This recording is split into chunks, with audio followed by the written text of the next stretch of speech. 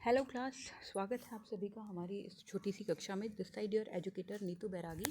And आज हम एक शुरुआत करेंगे नई यूनिट का, दैट इज़ योर मैनेजमेंट आपका सीईटी का जो सिलेबस है उसका भी हिस्सा है और बीकॉम के जो बच्चे हैं उनके भी सिलेबस में एज इट इज़ दोनों सिलेबस सेम हैं। तो हम ये पूरी की पूरी यूनिट जो है इस प्लेलिस्ट में कवर करने वाले हैं। तो शुरुआत में हम देखते हैं कि जो मैनेजमेंट है उसका मीनिंग क्या होता है। तो मैनेजमेंट के जो गुरु है या मैनेजमेंट गुरु जो हैं वो माना जाता है पीटर एफ ड्रकर को। यहीं से एक क्वेश्चन बनता है कि मैनेजमेंट गुरु किसे कहा जाता है, तो पीटर एफ ड्रकर को मैनेजमेंट गुरु कहा जाता है। उन्होंने मैनेजमेंट के मीनिंग में बहुत ही ब्रॉड मीनिंग मैनेजमेंट का बताया। वो कहते हैं कि management is a multipurpose organ, यानी इसके बहुत सारे उद्देश्य होते हैं। ये मैनेज करती है बिजनेस को, ये मैनेजर्स को मैनेज करती है और ये वर्क्स को मैनेज करती है और ये वर्कर्स को मैनेज करती है। यानी मैनेजमेंट सब कुछ मैनेज करती है एक ऑर्गेनाइजेशन में। तो मैनेजमेंट की जो मीनिंग है उसमें आप पीटर एफ ड्रकर का नाम लिख सकते हैं और ये वाली डेफिनेशन लिख सकते हैं।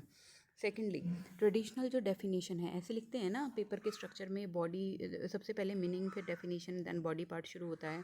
तो जो डेफिनेशन है उसमें आप ट्रेडिशनल और मॉडर्न डेफिनेशन, मोस्ट फेवरेट जो डेफिनेशन है एग्जामिनर की भी और कई बार ऑब्जेक्टिव टाइप क्वेश्चंस में भी पूछ लिया जाता है कि ये स्टेटमेंट किसकी दी हुई है। Management is defined as an art of getting things done through other, यानी मैनेजमेंट दूसरों से कार्य करवाने की एक कला होती है। तो ये जो डेफिनेशन है ये मैरी पार्कर फॉलेट ने दी है। सीईटी वालों खास तौर पे ध्यान करना, ये जो डेफिनेशंस हैं कौन सी डेफिनेशन किसके द्वारा दी गई है, ये पेपर में क्वेश्चन बहुत बार आता है और क्वेश्चन डेफिनेशंस में से ऐसा ही बनता है कि कौन सी डेफिनेशन किसने दी है। तो देखें कूंट्ज एंड वेलरिच ने कौन सी, अब इसमें ऐसे भी आ सकता है कि जो आपके ट्रेडिशनल ऑथर्स हैं वो कौन से हैं, जो आपके मॉडर्न ऑथर्स हैं वो कौन से हैं। जो ट्रेडिशनल ऑथर हैं आपका मैरी पार्कर फॉलेट है और जो मॉडर्न ऑथर्स हैं वो आपके कूंट्ज एंड वेलरिच हैं। तो कूंट्स ने क्या डेफिनेशन दी है, management is creation maintenance of the internal environment in enterprise where individual working in groups can efficiently and effectively work towards achievement of the goals of an organisation. यहाँ पे दो शब्द आए हैं बेटा, यहाँ पे दो शब्द आए हैं। First word is effectively and second word is efficiently. तो इनका जो मीनिंग है वो बहुत बार पूछा जाता है। एफिशिएंटली काम करने का अर्थ होता है कि इसका अर्थ होता है कि आपके जो रिसोर्सेज हैं उनका मैक्सिमम या उसका ऑप्टिमम यूटिलाइजेशन करके, और क्या करना है, मैक्सिमम या ऑप्टिमम यूटिलाइजेशन करके क्या करना है कि जो आपके रिसोर्सेज हैं उनको कम से कम यूज़ करके और आपने अपना जो फर्म का उद्देश्य है उसको प्राप्त करना है। वेयर एज जब बात करते हैं इफ़ेक्टिवनेस की, तो इफ़ेक्टिवनेस का मतलब होता है कि किसी भी कार्य को करने के लिए जितना समय आपको मिला है उसी समय के अंदर अंदर आप उस कार्य को फिनिश कर दें, चाहे आप कितने भी रिसोर्सेज का यूज़ करें। समझ में आई? एक टर्म याद रखना, कोस्ट एफिशिएंट। इससे आपको याद करने में आसानी होगी कि जब कोस्ट एफिशिएंट की बात करते हैं तो पैसा बचाने की बात करते हैं। तो एफिशिएंसी की बात जब आएगी तो पैसा बचाने की बात आएगी। इफ़ेक्टिवनेस की बात जब आएगी तो टाइम बचाने की बात आएगी। पैसा बचाने की बात जब आएगी तो एफिशिएंसी की बात आएगी और टाइम बचाने की जब बात आएगी तो इफ़ेक्टिवनेस की बात आएगी। देन नेक्स्ट, उसके बाद आपका आता है मैनेजमेंट जो है उसके क्या फंक्शंस होते हैं। तो इसके जो 5 फंक्शंस हैं, 5 कोर फंक्शंस ऑफ मैनेजमेंट जो हैं वो कूंट्ज एंड ऑर्डनेल ने दिए हैं, जिनमें आपका प्लानिंग है, ऑर्गेनाइजिंग है, स्टाफिंग है, डायरेक्टिंग है, कंट्रोलिंग है। तो ये वाले जो फंक्शंस हैं ये किसने दिए हैं, कूंट्ज एंड ऑर्डनेल। एक क्वेश्चन यहाँ से बनता है। सेकंड, ऐसे पूछ लेगा कूंट्ज एंड ऑर्डनेल ने कौन से 5 मैनेजरियल फंक्शंस दिए हैं, तो planning, organising, staffing, directing and controlling दिए हैं। थर्ड, ये पूछ लेगा कि कूंट्ज एंड ऑर्डनेल ने जो मैनेजमेंट के फंक्शंस दिए हैं वो कितने हैं, तो वो 5 मैनेजरियल फंक्शंस हैं। अब समझते हैं इनका क्या मीनिंग है। देखें, प्लानिंग जो होता है, जैसे कि नाम से ही पता चल रहा है हिंदी वालों, नियोजन इसका अर्थ होता है या नियोजन इसकी ट्रांसलेशन होती है। किसी भी कार्य को डिटरमाइन करना, एक ऑब्जेक्टिव, फोरकास्ट करना, बजट करना या फॉर्मुलेट करना policies and programmes in advance. Future में होने वाले जो भी काम हैं उनके लिए आज ही हम पूर्वानुमान लगा रहे हैं, उनके लिए बजट का निर्धारण कर रहे हैं, उनके लिए पॉलिसीज़ बना रहे हैं या प्रोग्राम्स बनाते हैं। तो ये सारे काम प्लानिंग में किए जाते हैं।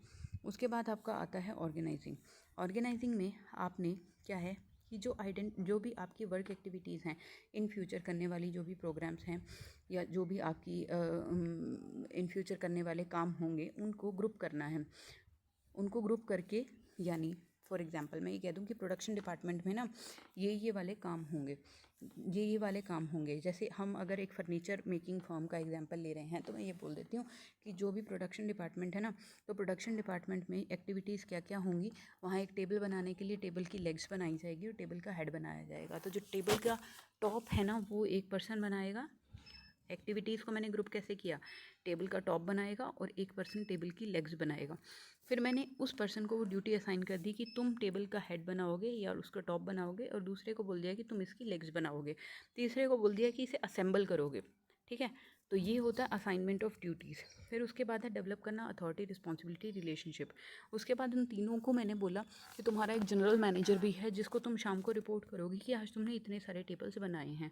तो उन दोनों के बीच में, किसके, इस ए पर्सन के बीच में जो जनरल मैनेजर है, और वो 3 पर्सन जो इसके साथ काम कर रहे थे। ए पर्सन जो टॉप बना रहा था, बी पर्सन जो लेग्स बना रहा था टेबल की, और सी पर्सन जो टेबल को असेंबल कर रहा था उसके पार्ट्स को। तो ये तीनों इसे रिपोर्ट करेंगे हर शाम को, और फिर ये इनको फीडबैक देगा कि तुमने काम कैसा किया है, और इसका कॉम्पनसेशन जो है वो डिसाइड करेगा। तो ये वाला रिलेशन जो है कहाँ इस्टेब्लिश किया जाता है, ऑर्गेनाइजिंग में। उसके बाद नेक्स्ट आता है आपका स्टाफिंग। स्टाफिंग में HR, planning, recruitment, selection, training, development. अब तक का जो आपका कार्य चल रहा था ये सारा कागजी काम था। यहाँ पे कोई भी पर्सनल इन्वॉल्व नहीं था। पर्सनल मतलब पर्सोनल इन्वॉल्व नहीं था। लेकिन जब हम स्टाफिंग पे आते हैं तो इन कार्यों को करने के लिए right person at the right job eight right time in right quantity जो है वो रिक्रूट किया जाता है, ताकि इन सभी कागज़ पे किए गए, उकेरे गए कामों को असल में उतारा जा सके, उकेरा जा सके, पूरा किया जा सके। उसके बाद आता है डायरेक्टिंग एंड लीडिंग, जिसके अंदर एक पर्सन आएगा जो तुम्हें डायरेक्ट करेगा, जो तुम्हें लीड करेगा, कम्युनिकेटर का काम भी करेगा, मोटिवेट भी करेगा टाइम टू टाइम जब वर्कर्स जो हैं वो डिमोटिवेट या फिर ऐसे वर्क शक्कर से फील करेंगे कि काम करने का मन नहीं कर रहा, और उनका सुपरविजन भी करेगा कि वो लोग ठीक से काम कर रहे हैं या नहीं कर रहे हैं। अब यहाँ से क्वेश्चन कैसे बनता है, ऐसे पूछ लेगा कि कम्युनिकेशन का जो रोल है वो कूड्स एंड ऑर्डोनिल के द्वारा दिए गए फंक्शंस में से कौन से फंक्शन के अंडर आता है। तो ये आपका डायरेक्टिंग एंड लीडिंग के अंडर आता है। उसके बाद आता है बेटा आपका कंट्रोलिंग। कंट्रोलिंग जो होता है इसको बोलते हो बैकवर्ड लुकिंग, यानी पीछे देखना। प्लानिंग जो बोलते हो उसको बोलते हो फॉरवर्ड लुकिंग, यानी आगे देखना। यहाँ पे तुमने देखा इन फ्यूचर हम क्या करेंगे। कंट्रोलिंग में तुम देखोगे कि इन पास्ट क्या किया हमने। ठीक है, तो कंट्रोलिंग क्या होता है, सेटिंग स्टैंडर्ड, मेज़र करना परफॉर्मेंस को और उसको कंपेयर करना स्टैंडर्ड्स के साथ, और फिर करेक्टिव एक्शंस लेना कि आपने जो भी स्टैंडर्ड्स सेट किए थे उन स्टैंडर्ड्स के अकॉर्डिंग परफॉर्मेंस करी है या नहीं करी है। ठीक है, तो इसको बोलते हैं कंट्रोलिंग। कंट्रोलिंग का प्रोसेस क्या है, कंट्रोलिंग का प्रोसेस होता है सबसे पहले स्टैंडर्ड सेट करेंगे, उसके बाद परफॉर्मेंस मेजर करेंगे, फिर वो जो परफॉर्मेंस आपकी आई है उसे प्री डिफाइंड स्टैंडर्ड्स के साथ कंपेयर करेंगे, फिर जो डेविएशंस आएंगी उनका पता चलेगा या पता लगाएंगे। उसके बाद करेक्टिव एक्शंस लेंगे। नेक्स्ट इसके बाद आपका आता है एक ऑथर है आपके ल्यूथर गुलिक एंड उर्विक। ये ना गुलिक एंड उर्विक करके ही आता है या पोर्ट्सकॉप करके आता है। क्वेश्चन कई बार पूछ लिया जाता है कि पोर्ट्सकॉप जो है वो किसने दिया था, या गुलिक एंड उर्विक ने कौन से फंक्शंस ऑफ मैनेजमेंट दिए थे। तो भाई इन्होंने जो फंक्शंस ऑफ मैनेजमेंट दिए थे उसका एक्रोनिम है पोर्ट्सकॉप। इसको कैसे आप अब्रीविएट करते हैं, सबसे पहले planning, organising, then staffing, then directing, then coordinating, then reporting and then budgeting. ठीक है, planning, organising, staffing, directing, coordinating, reporting and then budgeting. इसमें से कैसे क्वेश्चन बन सकता है, इसमें से क्वेश्चन ऐसे बन सकता है कि पोर्ट्सकॉप बोल देगा इसमें से सी का अर्थ बताइए क्या होता है, या जो सेकंड ओ है उसका अर्थ क्या होता है। तो जो फर्स्ट ओ है उसका अर्थ ऑर्गेनाइजिंग होता है, और जो सेकंड ओ होता है वो सी का पार्ट है, उसका अर्थ कोऑर्डिनेटिंग होता है।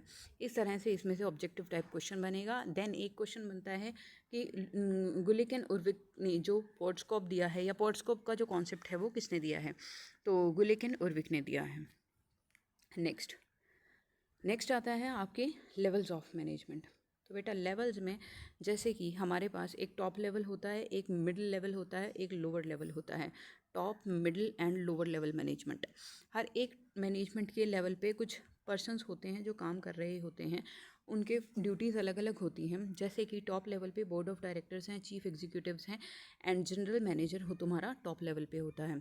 मिडिल लेवल पे तुम्हारा प्रोडक्शन मैनेजर होता है, परचेज मैनेजर होता है, सेल्स मैनेजर होता है, मार्केटिंग मैनेजर होता है, पब्लिक रिलेशन मैनेजर होता है।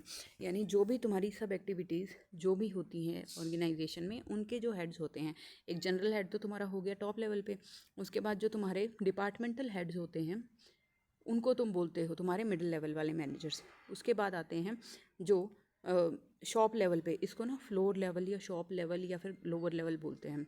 शॉप लेवल, फ्लोर लेवल या लोअर लेवल बोलते हैं, जहाँ पे तुम्हारे फोरमैन हैं, सुपरवाइजर्स हैं, सेक्शन ऑफिसर्स हैं, सुपरिंटेंडेंट्स हैं। और इसके बाद भी तुम्हारा एक लेवल अगर आप लेबर्स कर लेना तो वो होता है यहाँ पे बिल्कुल शॉप लेवल के नीचे। लेकिन जो तीन लेवल या जो पिरामिड ऑफ मैनेजमेंट है वो तुम्हारा होता है top level, middle level, lower level. अब अगर कहीं पे ये आ जाए ना तुम्हारा कि जो परचेज मैनेजर है वो किस लेवल ऑफ मैनेजमेंट का पार्ट है, तो आई होप आप बता पाएंगे कि कौन से लेवल ऑफ मैनेजमेंट पे जो परचेज मैनेजर है वो आता है। तो that is the person of middle level. Next, इसके बाद है तुम्हारे कौन से लेवल ऑफ मैनेजमेंट पे कौन से काम किए जाते हैं। Most important thing, top level पे कौन सी ड्यूटीज़ परफॉर्म करी जाती हैं, मिडिल लेवल पे कौन सी ड्यूटीज़ परफॉर्म करी जाती हैं, लोअर लेवल पे कौन सी ड्यूटीज़ परफॉर्म करी जाती हैं। तो पढ़ेंगे।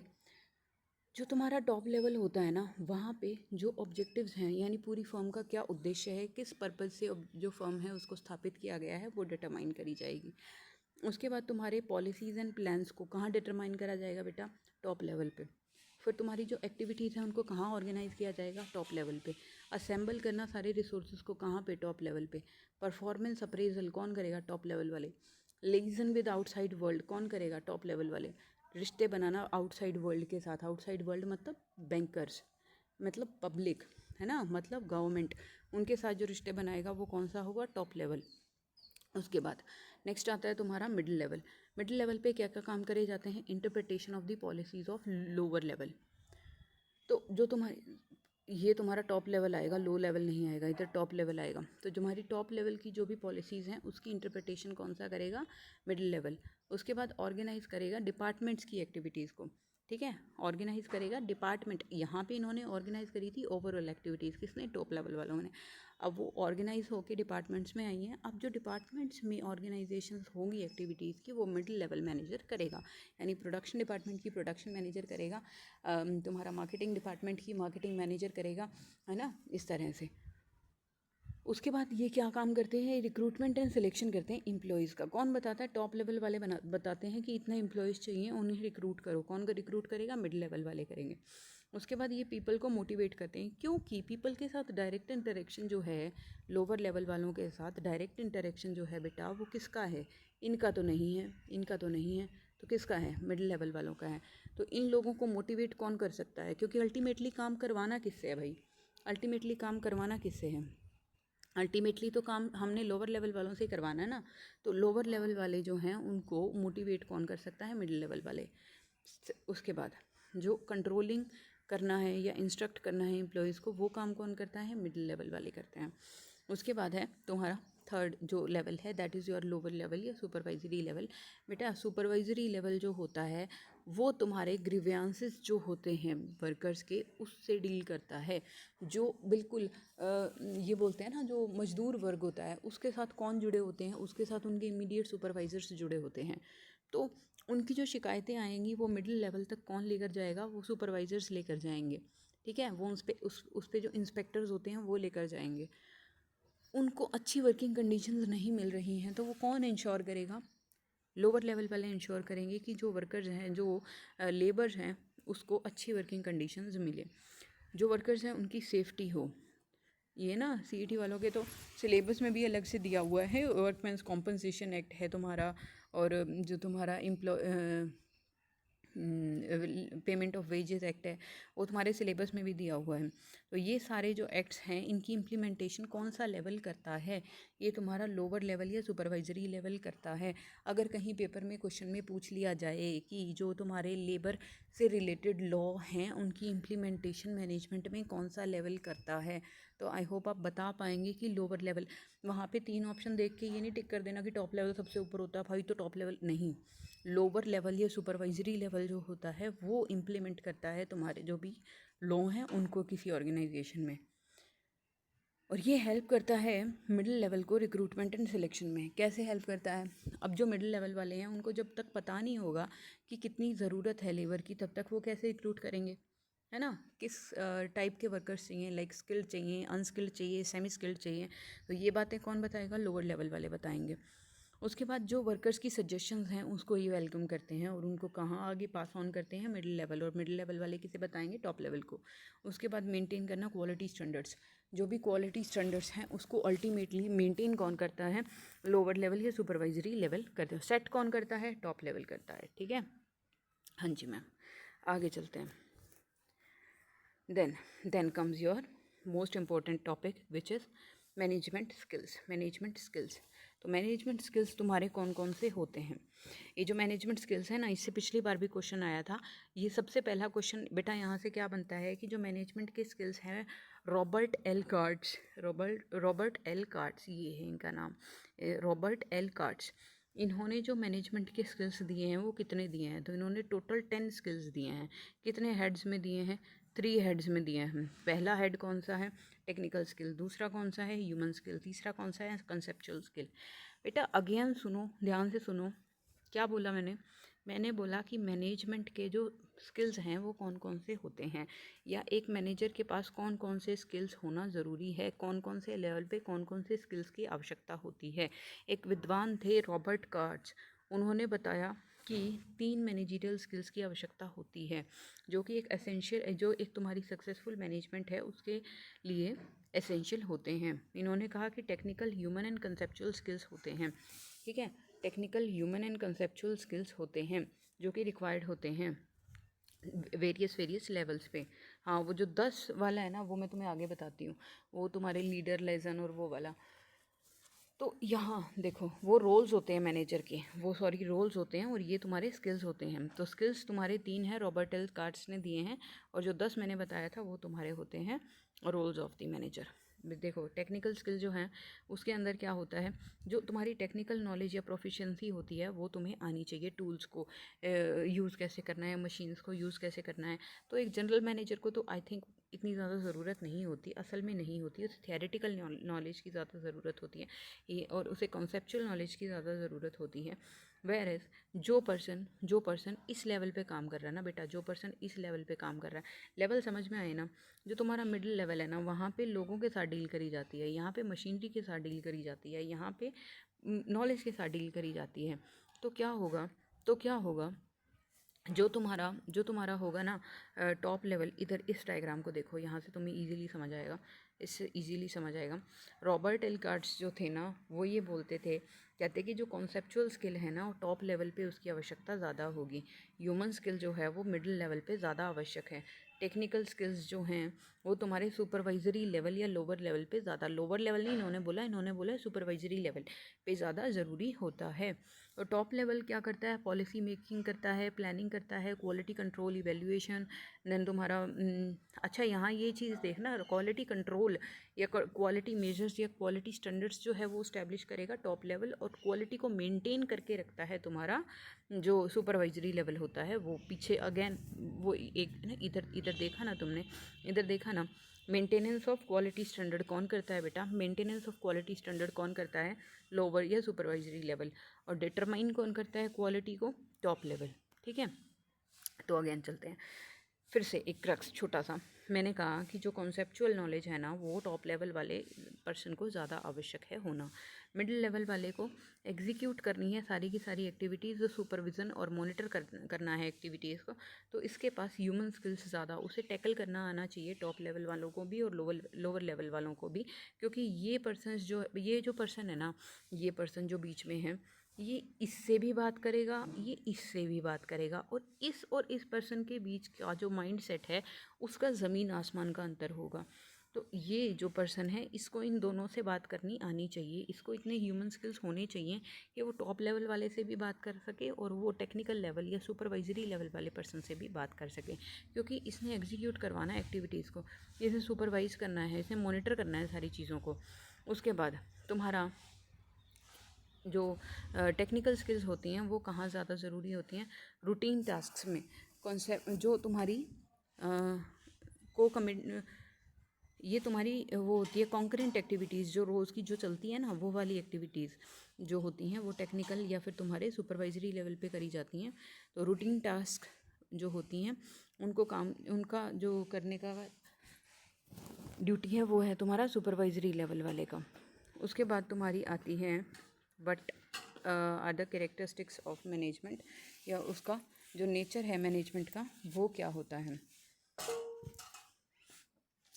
मैनेजमेंट जो तुम्हारी होती है ये यूनिवर्सली एप्लीकेबल होती है, हर जगह पे मैनेजमेंट दिखाई देती है, चाहे स्कूल हो, घर हो, हॉस्पिटल हो, कहीं भी हर जगह मैनेजमेंट दिखाई देती है, या ऑल परवेसिव आप इसे बोल सकते हो। उसके बाद प्रोसेस, इसका एक कंप्लीट प्रोसेस होता है, planning, organising, staffing, directing, controlling, यूँ नहीं है सबसे पहले कंट्रोल करने बैठेंगे तो एक प्रोसेस में चलती है। उसके बाद ये आर्ट भी है, साइंस भी है, प्रोफेशन भी है। ये 3 पॉइंट्स तो आप कॉमर्स में किसी भी सब्जेक्ट के थ्योरी क्वेश्चन में आराम से चिपका सकते हैं, ऐसे पॉइंट्स हैं। उसके बाद है डिस्टिंक्ट एंटिटी, जो मैनेजमेंट होता है ना एक सब्जेक्ट के तौर पे अलग से पढ़ा जाता है, ये एक एक्टिविटी के तौर पे अलग से पढ़ा जाता है, और ये एक डिपार्टमेंट के तौर पे अलग से काम करता है किसी भी ऑर्गेनाइजेशन में। तो ये एक डिस्टिंक्ट एंटिटी होता है। एक क्रिएटिव वर्क होता है, क्रिएटिव वर्क का मतलब एक मैनेजर एक चीज़ को अगर 3 बार मैनेज कर रहा है तो अलग अलग तरीके से मैनेज करेगा। एक चीज़ को 3 मैनेजर्स अगर एक सेम टाइम पे मैनेज कर रहे हैं तो अलग अलग तरीके से मैनेज करेंगे।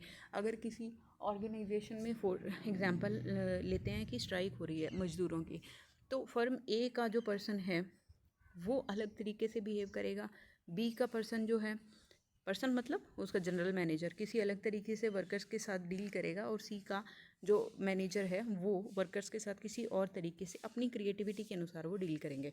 तो मैनेजमेंट का जो मैनेज तीनों ही कर रहे हैं लेकिन उनका मैनेज करने का तरीका अलग अलग है, तो ये क्रिएटिव काम होता है। और इसकी ज़रूरत मैनेजमेंट के तीनों लेवल्स पे होती है, middle level, top level and lower level पे। ग्रुप एफर्ट होता है, कोई एक व्यक्ति, मैं कह दूं कि मैं घर का काम कर रही हूँ और मैं मैनेज कर रही हूँ अपने आप को, तो ये पॉसिबल नहीं होता। मैं तुम्हें पढ़ा रही हूँ और मैं खुद को मैनेज कर रही हूँ, ये पॉसिबल नहीं होता। When I have a team of workers, when I have a team of teachers, तभी मैं मैनेज करूँगी। तो ये ग्रुप एफर्ट होता है, इंडिविजुअल एफर्ट नहीं होता है।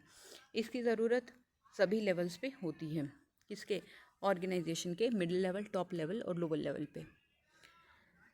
उसके बाद है ना पर्पसफुल होता है, जो तुम्हारी मैनेजमेंट है वो यूँ ही नहीं है कि उठ के मैं मैनेज करना शुरू कर दूँ किसी चीज़ को, ऐसे नहीं मैनेज होता। मैनेज करने के रीजंस होते हैं कि हम इस रीज़न से इस चीज़ को मैनेज कर रहे हैं, तो पर्पस होना चाहिए मैनेज करने का। ये इंटेंजिबल फोर्स होता है, कोई ये नहीं कह सकता कि देखो ना चलती फिरती मैनेजमेंट जा रही है ना, ऐसे नहीं बोलते ना मैनेजर को। तो मैनेजमेंट जो होती है ये इंटेंजिबल फोर्स होता है, मैनेजमेंट को कभी भी देख छू नहीं सकते हैं आप, उसे केवल फील किया जा सकता है, ठीक है। हाँ जी, तो इकोनॉमिक ऑर्गन होता है। इससे हमें जो इकोनॉमिक ऑर्गन का मतलब होता है कि पूरी की पूरी जो ऑर्गेनाइजेशन है उसकी रीड यही होता है। ये सोशल प्रोसेस होता है क्योंकि यहाँ पे जो है वो लोग इन्वॉल्व होते हैं। तो आई होप आपको यहाँ तक की सारी चीज़ें समझ में आई होंगी। इसके आगे का जो पार्ट है वो हम करेंगे नेक्स्ट लेक्चर में। मिलते हैं अगले लेक्चर में।